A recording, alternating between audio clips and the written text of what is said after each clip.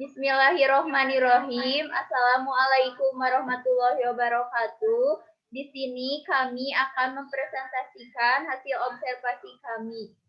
Saya Sophie Handayani Julhija dan di samping saya ada Teni Sylvia Agustin, Diana Oktaviani Rahmawati, dan Raihan Ramadan.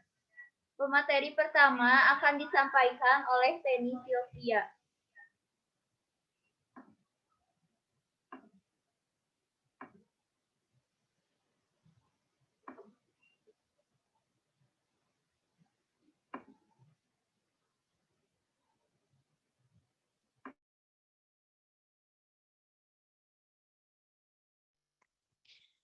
Saya akan menjelaskan profil industri rumah tangga atau UMKM. Garut terkenal sebagai penghasilan makanan dodol yang memiliki cita rasa yang khas. Produk tersebut banyak digemari masyarakat luas.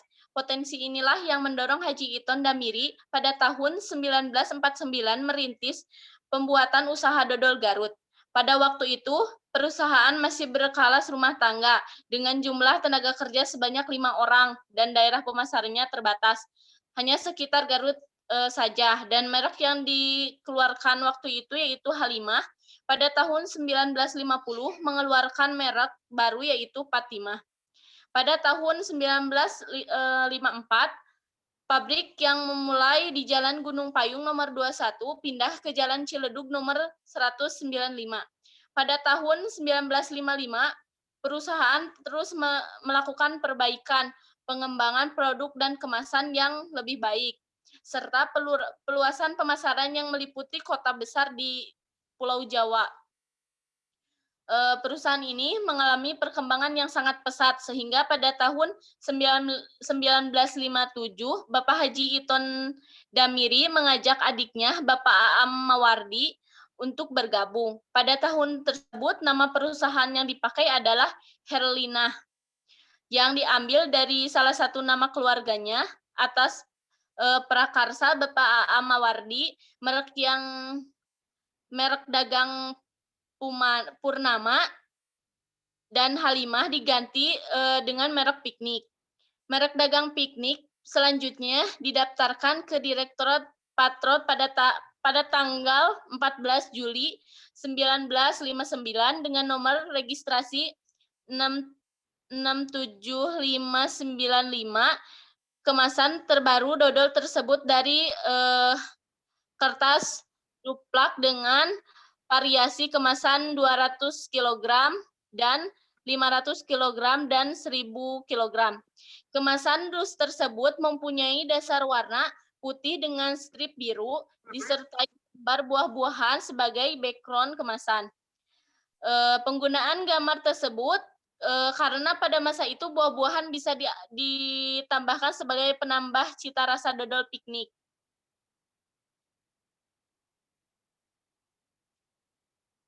Dan setelah itu, pada tahun 1969, pemasaran piknik mulai mencapai daerah-daerah luar Jawa. Kemajuan ini menyebabkan perusahaan lain berlomba-lomba mengikuti jejak piknik. Produksi dodol sehingga timbul persaingan tidak sehat. Terlebih di antaranya, para pengusaha terkait tersebut menggunakan kemasan yang hampir sama. Dan dodol Garut Piknik adalah kemasan khas Garut, Jawa Barat, Indonesia. Telah terkenal kelezatannya sehingga sangat cocok untuk dinikmati, mempunyai cita rasa yang khas dan cocok sebagai oleh-oleh.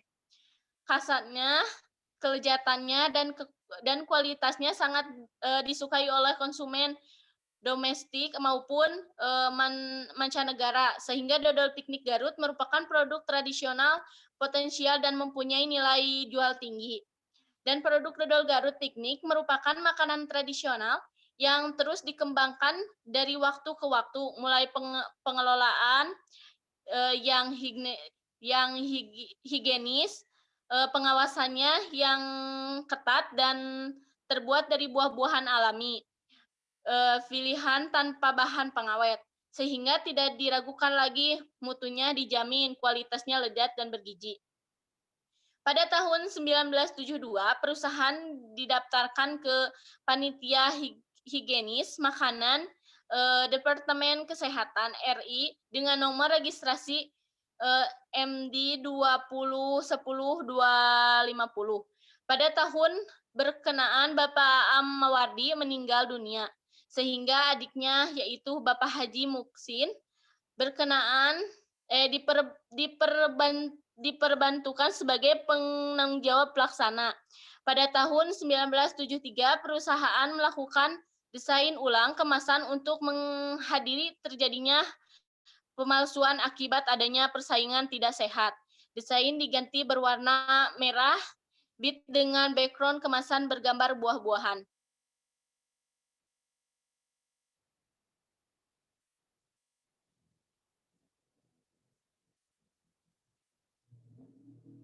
Pada tahun 1979 terjadilah kemajuan pesat pada perusahaan, sehingga mendorong untuk mendirikan pabrik yang relatif lebih besar supaya dapat meningkatkan produksinya.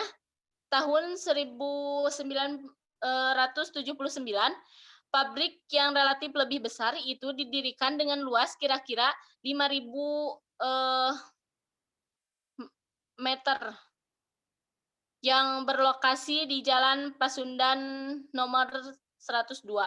Tujuan pendirian pabrik yang besar adalah untuk meningkatkan kapasitas produksi dan meningkatkan kemajuan perusahaan. Pada tahun 1986, status perusahaan perseorangan diubah menjadi perusahaan beberapa hukum. Perseroan terbatas dengan nama perusahaan PT Herlina Cita Pratama. Sejak tahun 2000, terjadi regenerasi kepemimpinan di perusahaan di mana Haji Ato Hermanto dipercaya menjadi direktur perusahaan. Sejak saat itu, perusahaan melakukan berbagai upaya perbaikan, penyempurnaan, dan pengembangan dalam berbagai bidang di perusahaan meliputi manajemen, produksi, pengembangan produk, pemasaran, administrasi, SDM, dan sebagainya. Produk aneka dodol Garut, sehingga saat ini perusahaan sudah mampu menyerap tenaga kerja 230 orang dengan klarifikasi pendidikan dan keahlian. Kapasitas produksi berkisar 4-6 ton per hari dengan cakupan pemasaran meliputi seluruh wilayah kota besar di Indonesia. Dan dalam ukuran waktu 5-7 tahun bergerak di bidang industri dodol Garut Teknik, banyak berprestasi dengan penghargaan yang pernah diraih oleh PT Herlina Citra Pratama. Di antaranya penghargaan Upakarat dan tahun 1990, penghargaan Didik Raya di bidang produktivitas tahun 1995,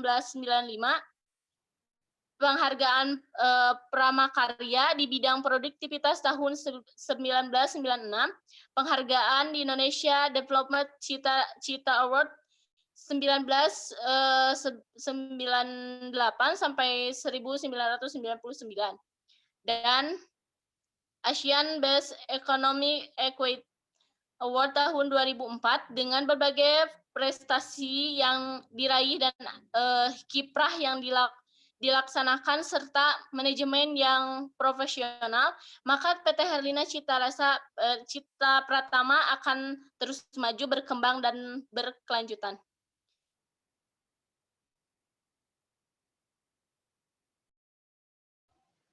Selanjutnya ada analisis SWOT yang akan disampaikan oleh Diana Oktaviani.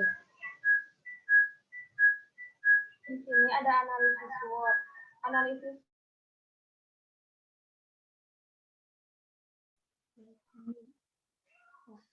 Di sini ada analisis SWOT. Analisis SWOT diperkenalkan sejak tahun 1920-an. Analisis tersebut merupakan bagian dari Harvard Policy Model yang dikembangkan di Harvard Business School. Ketika analisis tersebut digunakan pertama kali, masih terdapat beberapa kelemahan sehingga analisis tersebut digunakan pertama kali masih terdapat beberapa kelemahan sehingga analisis tersebut tidak lantas berkembang dan banyak dikenal orang. Beberapa hal yang menjadikan kelemahan pada saat itu, misalnya, adalah analisis yang dibuat masih bersifat sangat deskriptif. Analisis tersebut tidak dilengkapi dengan strategi-strategi yang bisa dikembangkan dari hasil analisis kekuatan kelemahan yang telah ditentukan. Albert Humphrey merupakan tokoh pertama yang mengenalkan metode SWOT. Hal itu ia lakukan ketika melakukan penelitian di Stanford University sekitar tahun 1960 sampai 1970. Ia melakukan analisis pada 500 perusahaan Amerika Serikat yang sumbernya berasal dari dalam Fortune 500 keberhasilan.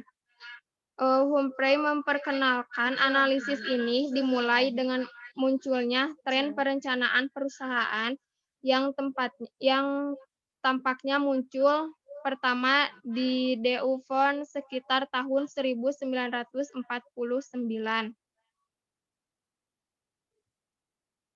Analisis SWOT merupakan akronim atau singkatan dari 4 kata, yaitu strategis, weakness, opportunities, dan threats. Analisis SWOT ini merupakan salah satu metode yang digunakan untuk mengevaluasi kekuatan atau strength, kelemahan atau weakness, peluang atau opportunities, dan ancaman atau threats. Dalam suatu spekualisasi bisnis, beberapa ahli menyebutkan bahwa analisis SWOT merupakan sebuah instrumen perencanaan strategis klasik yang memberikan cara sederhana untuk memperkirakan cara baik dalam menentukan sebuah strategi analisis SWOT, mempertimbangkan faktor lingkungan internal, strengths dan weakness, serta lingkungan eksternal, opportunities, dan threats yang dihadapi dunia bisnis. Analisis SWOT membandingkan antara faktor eksternal, peluang atau opportunities, dan ancaman dengan faktor internal, kekuatan dan kelemahan, sehingga dari analisis tersebut dapat diambil satu keputusan strategi. Suatu strategi berdasarkan hasil analisis terhadap faktor-faktor strategis perusahaan atau kekuatan, kelemahan, peluang, dan ancaman.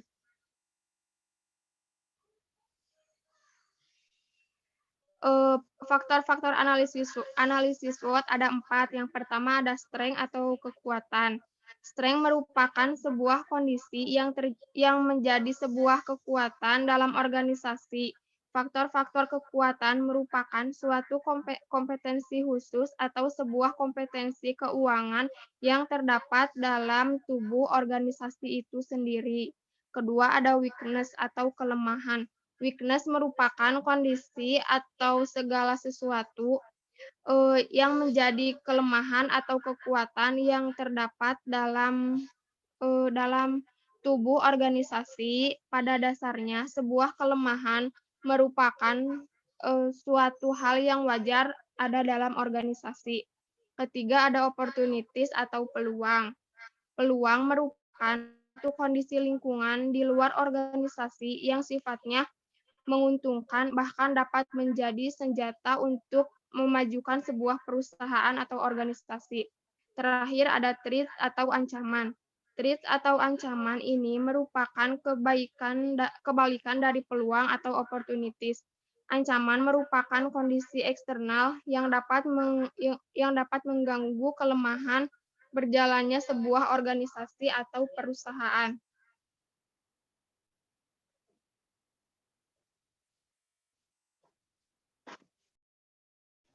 Selanjutnya ada faktor-faktor strategis internal S dan W akan disampaikan oleh Reyhan.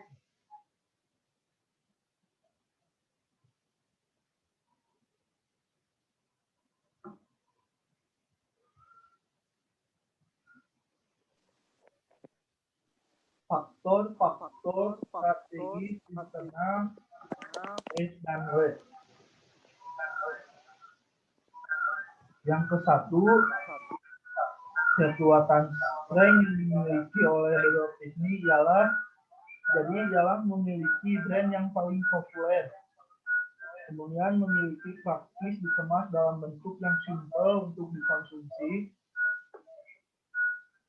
Bahan baku yang cukup mudah didapatkan dan juga tidak menggunakan bahan pengawet, memiliki rasa yang ciri khas.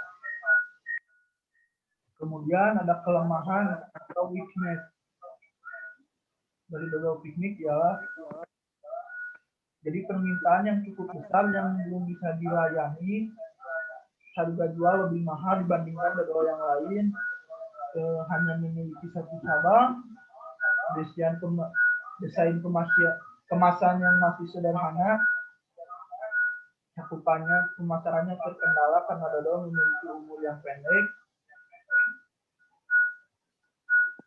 Kemudian ada peluang atau opportunity, jadi desain kemasan yang berbeda dengan produk yang lain.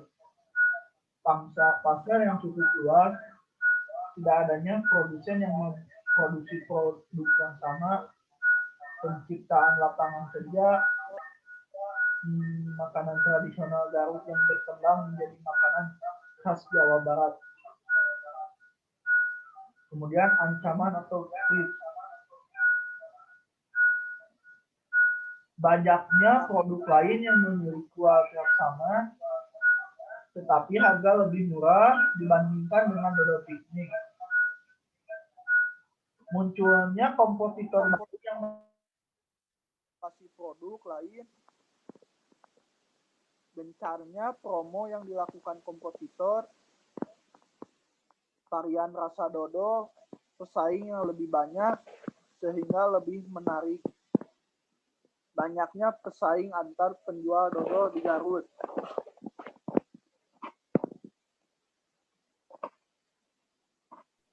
Kemudian saya akan menjelaskan tentang tabel materi kompetitor. Di sini ada faktor strategis yaitu harga, produk, promosi, lokasi, SDM, proses, lingkungan fisik, dan kekuatan keuangan. Bobot di sini untuk harga menunjukkan 0,20 dan untuk produk 0,15, kemudian promosi 0,10, lokasi 0,05, SDM 0,15, proses 0,10, lingkungan fisik 0,10, dan kekuatan keuangan 0,15. Kemudian untuk rating dodol piknik yaitu 4, untuk harga dan produk 3, promosi 3, lokasi 2, SDM 3, proses 3, lingkungan fisik 3, dan kekuatan keuangan 4. Untuk hasil bobot skor yaitu bobot dikali rating 0,20 dikali 4 sama dengan 0,8. Selanjutnya sama bobot dikali rating, hasilnya bobot skor. Kemudian untuk dodol pusaka, bobot dikali rating, hasilnya bobot skor, dan dodol Sarinah juga, bobot dikali rating, hasilnya bobot skor. Selanjutnya ada tabel analisis IPAS internal faktor analisis strategi. Faktor strategi ada kekuatan, yang pertama memiliki brand yang populer, kedua praktis dikemas dalam bentuk yang simpel untuk dikonsumsi, ketiga, bahan baku cukup mudah didapatkan. Keempat, tidak menggunakan bahan pengawet. Kelima, memiliki rasa yang khas. Kemudian bobotnya 0,25, 0,10, 0,20, 0,20, 0,25 dikalikan dengan skor. Hasilnya jumlah. Untuk kelemahan juga sama seperti kekuatan. Kemudian ada analisis matriks SWOT. Ada analisis internal dan eksternal. Analisis internal yaitu kekuatan, memiliki brand yang paling populer, kedua praktis dikemas dalam bentuk yang simpel untuk dikonsumsi, Ketiga, bahan baku cukup mudah didapatkan. Keempat, tidak menggunakan bahan pengawet. Kelima, memiliki rasa yang khas. Kemudian kelemahannya yaitu permintaan yang cukup besar yang belum bisa dilayani. Dua, harga jual lebih mahal dibandingkan dengan dodol lain. Ketiga, hanya memiliki satu cabang. Empat, desain kemasan masih sederhana. Lima, cakupan pemasarannya terkendala karena dodol memiliki umur yang pendek. Kemudian ada peluangnya yaitu desain kemasan yang berbeda dengan produk yang lain. Kedua, pangsa pasar yang cukup luas. Ketiga, tidak adanya produsen yang memproduksi produk yang sama. Keempat, penciptaan lapangan kerja. Kelima, makanan tradisional khas Garut yang berkembang menjadi makanan khas Jawa Barat. Adapun ancaman, satu, banyaknya produk lain yang memiliki kualitas sama, tetapi harga lebih murah dibandingkan dengan dodol piknik. Dua, munculnya kompetitor baru yang menawarkan inovasi produk. Tiga, gencarnya promo yang dilakukan kompetitor. Empat, varian rasa dodol pesaing lebih banyak sehingga terlihat lebih menarik. Lima, banyaknya pesaing antar penjual dodol di Garut. Kemudian ada strategi SO. Berdasarkan hasil analisis kekuatan dodol piknik yang memiliki brand yang paling populer oleh kalangan masyarakat sehingga kekuatan yang dimiliki ini dapat memberikan peluang bagi perusahaan agar kalangan masyarakat tertarik terhadap produk dodol piknik. Kemudian ada kelemahan dan peluang. Berdasarkan hasil analisis, kelemahan dodol piknik yaitu hanya memiliki satu cabang sehingga diperlukan upaya dengan menambahkan cabang di kota lain agar masyarakat lebih mudah untuk membeli produk dodol piknik di setiap wilayah atau kotanya masing-masing. Selanjutnya ada strategi ST. Berdasarkan hasil analisis, dengan mempunyainya kekuatan, pasti di dalamnya terdapat ancaman, sehingga dodol piknik harus mampu mengatasi atau mengantisipasi agar ancaman itu tidak terjadi kepada kita dengan tetap memenuhi permintaan dari konsumen, supaya konsumen tetap mempertahankan produk kita sebagai produk yang unggul. Selanjutnya ada WT. Berdasarkan hasil analisis, di dalam menghadapi keadaan yang terjadi, sebaiknya dodol piknik untuk mengetahui kondisi internal dan eksternal yang ada, kemudian mengidentifikasinya dengan menyusun rencana organisasi dengan menyesuaikan harga yang relatif terjangkau sehingga produk dapat diminati oleh kalangan masyarakat. Selanjutnya saya akan menjelaskan diagram matriks SWOT. Di sini untuk kekuatannya 3,7 dan kelemahannya 1,8, peluangnya 3,5 dan ancaman 1,9. Kemudian untuk mencari titik koordinatnya yaitu kekuatan dan kelemahan dikurangi dibagi 2, yaitu 3,7 dikurangi 1,8 dibagi 2 hasilnya 0,95.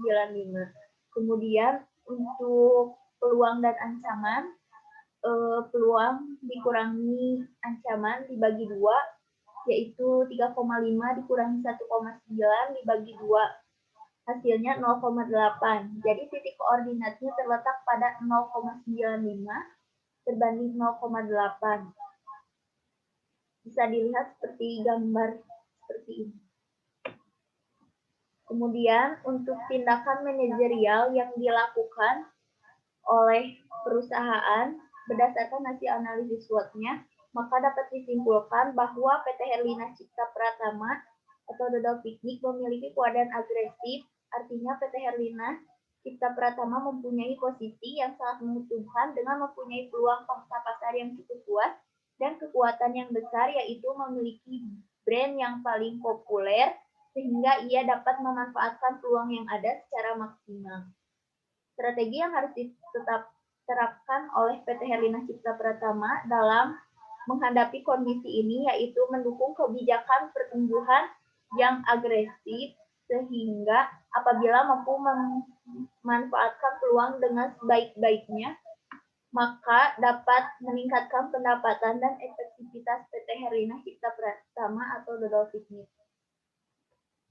Kemudian penutup, analisis SWOT ini merupakan salah satu metode yang digunakan untuk mengevaluasi kekuatan atau strength, kelemahan atau weakness, peluang atau opportunity opportunities dan ancaman atau threat dalam suatu spekulasi bisnis. Analisis SWOT membandingkan antara faktor eksternal, peluang atau opportunities, dan ancaman dengan faktor internal, kekuatan dan kelemahan, sehingga dari analisis tersebut dapat diambil suatu keputusan, suatu strategi perusahaan. Dengan demikian, hasil dari analisis dapat membentuk perencanaan strategi berdasarkan hasil analisis terhadap faktor-faktor strategis perusahaan, kekuatan, kelemahan, peluang, dan ancaman. Analisis SWOT memiliki peranan yang sangat penting bagi perusahaan atau organisasi sebagai strategi penentu masa depan dalam keberlangsungan bisnis. Adanya penilaian SWOT membantu menetapkan prioritas mana saja yang harus didahulukan oleh perusahaan. Kemudian ada fungsi SWOT. Satu, menempatkan perusahaan pada posisi strategis sehingga di dalam perkembangannya akan selalu berada pada posisi yang menguntungkan. Kedua, menentukan faktor-faktor strategi perusahaan. Dilakukan untuk mengidentifikasi faktor-faktor yang secara sistematis digunakan untuk merumuskan strategi perusahaan. Ketiga, meminimalisir ancaman ataupun menghilangkan dampak yang diakibatkan oleh ancaman lingkungan sehingga perusahaan dapat dikontrol dan diawasi untuk kepentingan perkembangan perusahaan. Keempat, ditujukan untuk mengetahui kondisi internal yang umumnya masih dalam kendali manajemen dan lingkungan eksternal suatu perusahaan yang umumnya sulit dikendalikan manajemen. Sekian yang dapat saya sampaikan. Terima kasih. Mohon maaf bila ada kesalahan. Wabillahi taufiq wal hidayah. Wassalamualaikum warahmatullahi wabarakatuh.